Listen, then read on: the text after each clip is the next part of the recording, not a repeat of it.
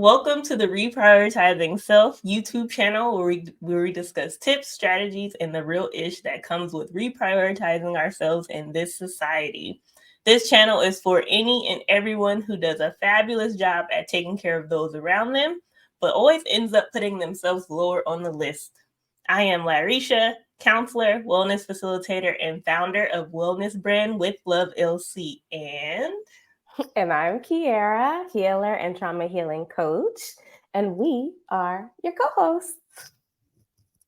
All right, y'all. This episode, we are getting really juicy. Okay, we're talking all about pleasure, and we're talking about erotic emancipation. Have you ever heard of that? Probably not. So you're going to learn today. Okay, and we're going to talk about how we can utilize pleasure in our own healing journeys.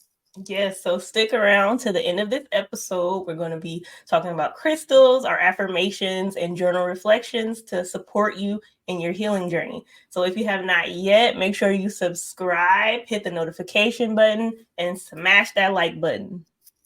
Come on, y'all. So, like I said, we're getting into some really, really juicy, delicious topics today. And we're going to be discussing erotic emancipation with our very special guest, Dr. Zel. I'm going to bring them in now. Dr. Zel is, well, I'm going to go through the whole bio, y'all. So y'all just wait a second. Here we go. Dr. Zelaika Sumitra Hepworth Clarke Carnegie, aka Dr. Zel, is a co-liberator, African-centered social worker, woo woo, hey social workers, anti-oppressive sexuality educator, a decolonial eroticologist, loveologist, clinical and cultural sexologist, autoethnographer, and a parent of twin toddlers, y'all. That's okay. Me. Yes. Dr. Clarke is the first Jamaican American to receive three degrees in sexuality studies from accredited universities in the USA, and also co-founded a decolonial sexuality studies program at Goddard College. Whew. Dr. Zel, welcome in. We are so happy to have you. Peace and blessings. Yes, welcome. So we like to get started with a check-in question. So we want to know, Dr. Zel, what's bringing you pleasure during this time? Well, I've been thinking, well, to be real, the universe, the pussy power, and specifically mine. The clitoral hood has been very empowering and enlightening and alleviating of stress and really centering my embodied wisdom and erotic intelligence. Yes, I love that. And Kiara, what's been bringing you pleasure right now? Ooh, joy and pleasure. Yes. Joy and pleasure. Come on, joy and pleasure. Yes, I think for me, what has been bringing me a lot of pleasure is like nature, being in nature, connecting with nature. The seasons are changing. Also, right now, we're moving into fall and it's getting colder and the leaves are falling. So I just am like, this is my time. This is where I feel like I can tap a little bit more into my body in this time. And nature is just being really supportive of that. Of like, we're resting now. Like we're going to be sending this energy down into the earth. And that's what I'm trying to do. I'm trying to send all of the like things that no longer serve me back to the earth so that I can be, rejuvenated and ready to go once it's time to bloom again in the spring. So that's me. How about you, Larisha? What is bringing you pleasure these days? These days, what's bringing me pleasure is rest. So sleeping, y'all know. I mean, I like to nap in general, but this season, I just feel so like this is just the time to rest and get ready for what's coming ahead. I've been playing games on my phone and that's been bringing me pleasure. It's been like something I can just detach and kind of like have a little fun. And also discipline. And it felt I don't know, some resistance came up when I first thought about it. But what's been very helpful for me right now is to have discipline in like my physical movement and like my wake up schedule.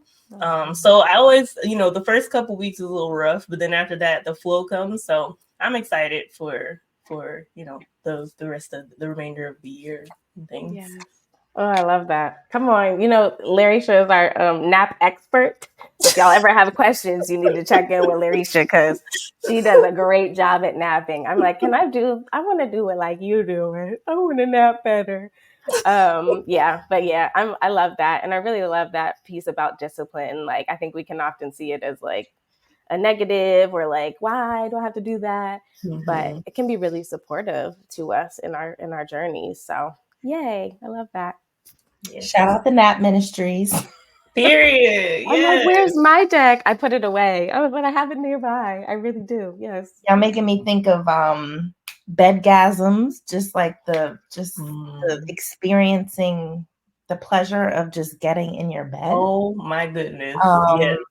And then even eco-eroticism and just being with nature and relating in really therapeutic ways. Yeah, y'all. Laughter. So shout out gigglegasmic experiences. Just like that's just gonna shift my energy, that laughter. Absolutely. Yes. And the other thing we didn't say, y'all, is that we all met twerking. Okay. As always, y'all come to find out all the interviews we've had. No, just kidding.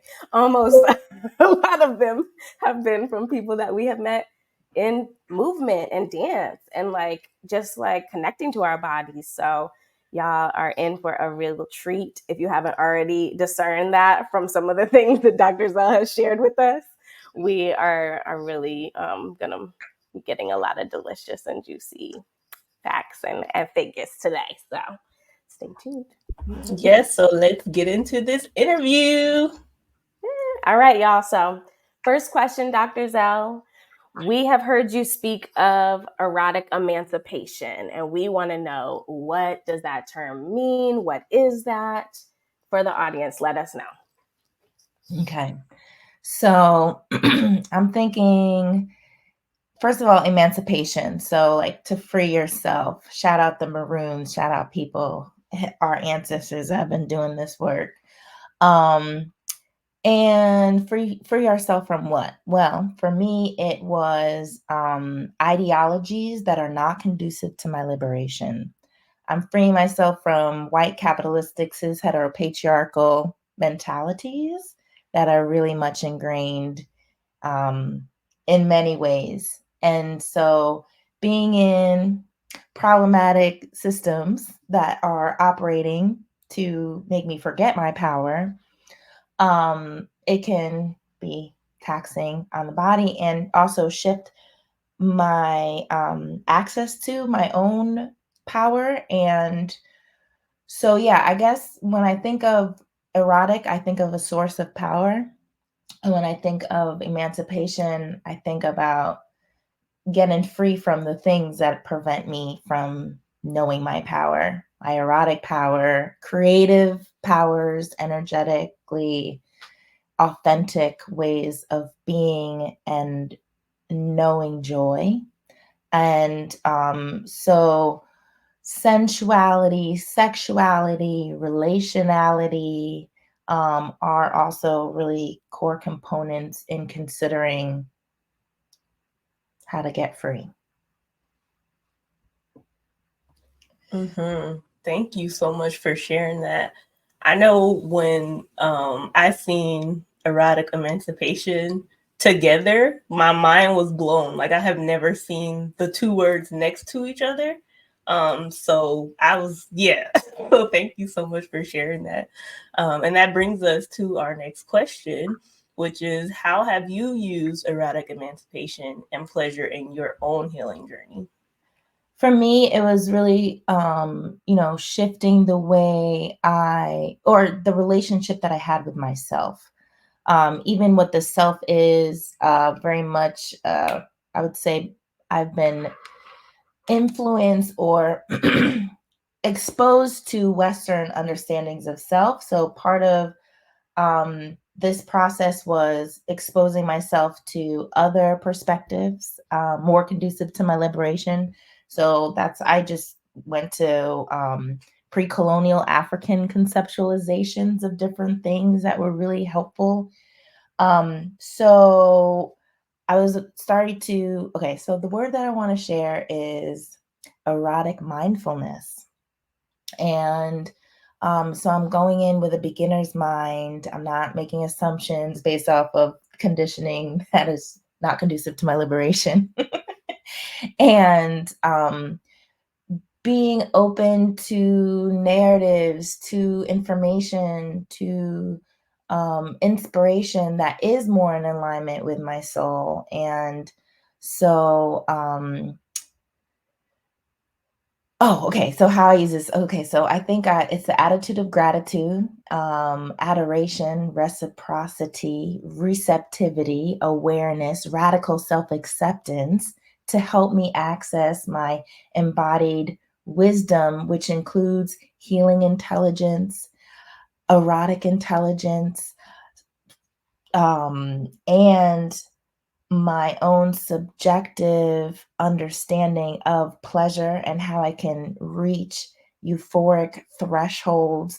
I want to increase my awareness of glimmers, the opposite of triggers, things that can lighten us up, bring us to a sense of safety, shift our mood, bring us joy. So I'm like, I want to know more about that. This is a inner wisdom. This is a self-knowledge. This is and giving myself grace, lots of self-compassion, lots and lots of love, and critical thinking to help me disrupt the things that are not for me.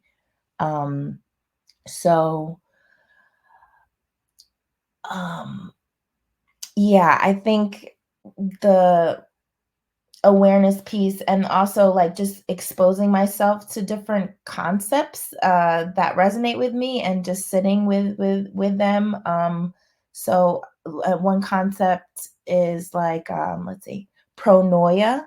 So this is like the opposite of paranoia, where the belief that the world is conspiring in your favor to shower you with blessings. And then I just applied that to eroticism. So, in what ways is the pluriverse, multiple universes that exist simultaneously without hierarchy, supporting my pleasure, my self healing powers, and creativity, and being in good relations? What if my fantasies could come true? I'm so I have to be careful. So busy, worried, deconstructing, fighting the oppressive forces. I realize I need to have energy management. As much as I spend time fighting for my oppression, I want to make time to imagine my liberation, imagine a future that is better, and how I can manifest future versions of myself that are more in alignment with, I don't know if it's higher power or my wise self, or just like I'm not obligated to be consistent with my past, that I can actually create ways of being, my own ontology. I can architect that. And so disrupting patterns, disrupting trauma responses, disrupting things that are not helpful for my living my best life. Yes. Dang, Dr. Zel, sheesh. I'm gonna have to break all that down because there was like 5 different things where I was like, oh, I need to pull that apart more. Thank you. Oh my gosh. What I heard like very clearly in alignment with this show is the reprioritizing of yourself as you are also out there doing the work of liberation for yourself, your family, our community, but also like, what do I need along that journey? What is that for me? What does that look like for me? Really naming those things and not feeling the need to like fall under these other descriptions or or illustrations or ideas that don't align with your your needs, your experience, your desires. I love that so much. Thank you for sharing that. I'm wondering too, I have a little side question too about like how, if at all, that has changed since you became a parent. Everything is shifting, and change is a constant. So it keeps me on my toes and keeps my creativity flowing, and constantly being able to shift and reject narratives that are not conducive to my liberation. Even the framing of pain, the framing of, what if pain was considered knowledge, an embodied knowledge that is supporting changes that are necessary for my well-being. Just things like that. Or just even pain as an intense sensation that has a different connotation. There's a lot of radical shifts, and there's words that really help me shift my narrative away from like victim based, fear based, and really centering love based. I think this self-knowledge piece is also getting clarity around my axiology, fancy word for my values, and the things that really matter to me. So I'm like self-determination, pleasure, play. Like I get to define what those things are daily. The babies keep me present as hell.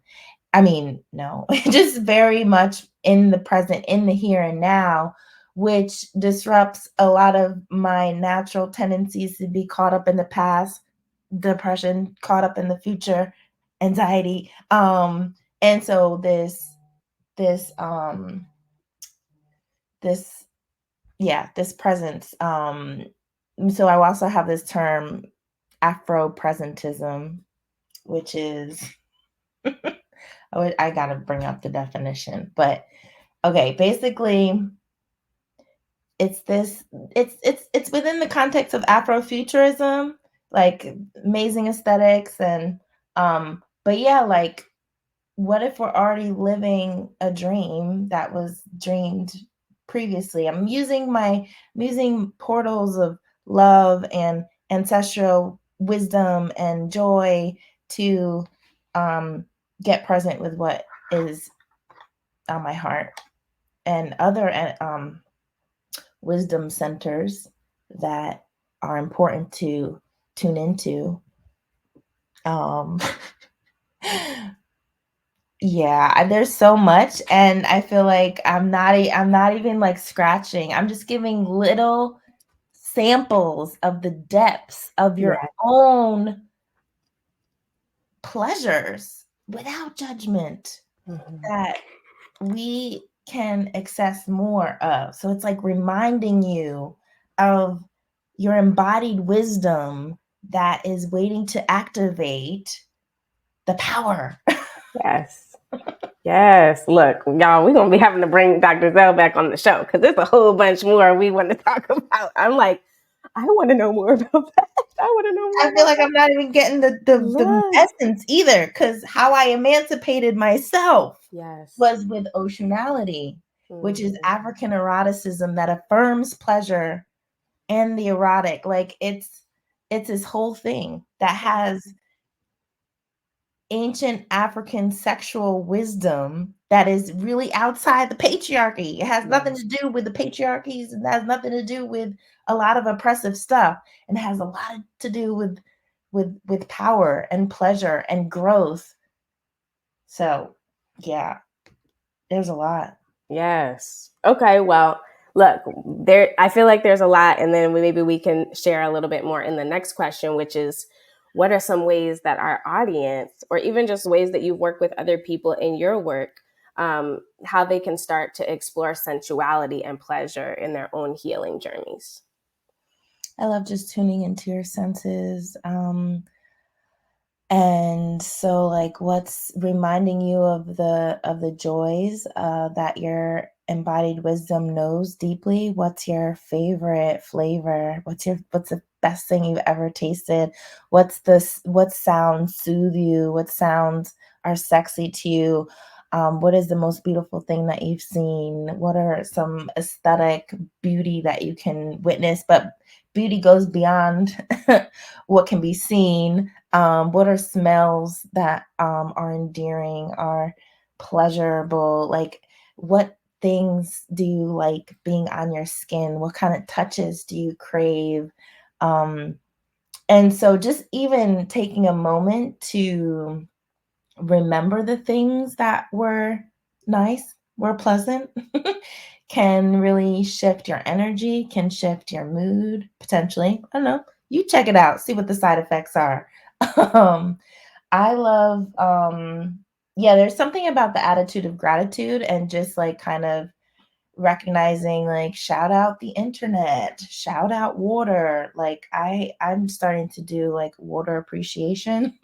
Yes, land acknowledgement and water. And then I'm like, air. But how about the air? Shout out clean air that I get to breathe. Thank you, trees. It's something, sometimes it's just very simple and basic, but it can really um, be helpful. And I think there is something about this rest for the revolution, resting as access to the dream space and portals and processing and healing. So there's a piece in there where it's shifting the way you treat yourself. And so it's like I realized that I was really mean to myself, critical, pretty hard on myself, damn near self-abusive. Like I would never say these things to anyone that I respected. So why am I saying it to myself? I would never say it to a lover, a child, a friend. So why am I saying those things to myself? So I had to check myself for how I was treating myself.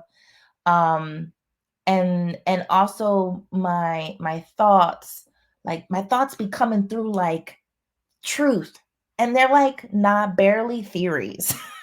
They're barely theories, but they be coming like the truth, and I'm like, is this conducive to my liberation? I can check my thought. No. So thanks for sharing, but no thanks. Like I don't want it to take up a lot of space. And even my feelings, those are little messengers, my little teachers. What are you sharing with me? Jealousy.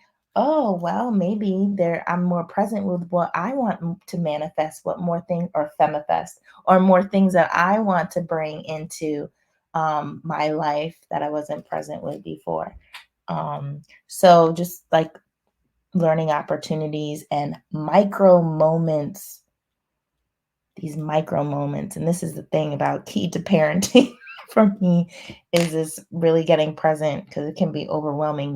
These moments can be very overwhelming with a lot of strong feelings and things that don't necessarily make sense. But yeah, these micro moments can be really powerful and disrupting colonial sense of time and urgency, and tuning into my temporal sovereignty, where I can just tune into what pace feels right to my body, given my energy levels, my capacity, and being kind and making space for grace and compassion. There's so much more, but that's a sample. Wow. So much to unpack. What really stood out for me with what you said was was it micro appreciations or micro? Yeah, like in the gratitude around what's around us, the elements. I recently been thanking the sun whenever I feel the sun, like the sunshine on, like, for real. So thankful. Like, yes. That's one of my favorite sensations, is that sun on the skin. That I tell you that this is actually how that was my micro moment of liberation when I realized it was possible. I was loving on the sun. I was on a beach in Brazil. It was like so beautiful, and I was really just basking in the sun, really enjoying it. And I felt I was like, what would my life be like without the sun? Like try to just imagine that. And then I was just like, oh my gosh, I like so love the sun. And I felt the sun loving me, and it like infiltrated my skin in very loving ways. And I felt that euphoric feeling. And I'm like an embrace, like a like you being held. Yes. I was like, at that point, I was like, the sunscreen is my condom, the sweat is my euphoric juices. I think I done had made love with the sun. And then my Western brain was like, did you have sex with the sun? And what kind of, and then I was like, no, I'm leaning into the radical compassion, non-judgment, self-acceptance of just experiencing my body wisdom. Thank you, skin, for being able to receive that blessing, that vitamin D, that energy that was rejuvenating to my, okay. Yes. So Yes, yes, I love that. you're I getting the love that. key. You're getting the key and the essence. Yeah, and you also mentioned inviting, allowing like the audience to invite in the things that bring them pleasure, like continuing to invite them in. So like you said, your favorite scents, your favorite feelings. So just tuning into that and that mindfulness and that curiosity and bringing it in more like, why not? I should be feeling this every day. Like it doesn't have to be something grand. It can be just the scent, like the lotion. Oh my goodness. I'm excited. Our next question here for you is, what are your current offerings or services, or how can people connect or work with you? So, I do consultation. I have decolonial guidance. I like co-liberation work with folks. I mean, also known as therapeutic interventions, but like I'm accountability partnerships and really tuning into like self-healing energies and igniting your healing intelligence, your erotic intelligence, your relational intelligence, and then so I work with people one-on-one, and I train therapists and educators, and I do education and consultations, and there's different sessions. So I can go to my website, www.zelaika.com. And that's the best way to be able to get in touch with me. And everything is everyone's different, and I love that. And so I don't have like a one size or one, this is what it is. I just like connecting with people and inspiring their embodied wisdom for the getting out of their own way, and supporting them getting the tools to live their best life, disrupting trauma and witnessing grief and centering pleasure and preventing compassion fatigue. Ashe.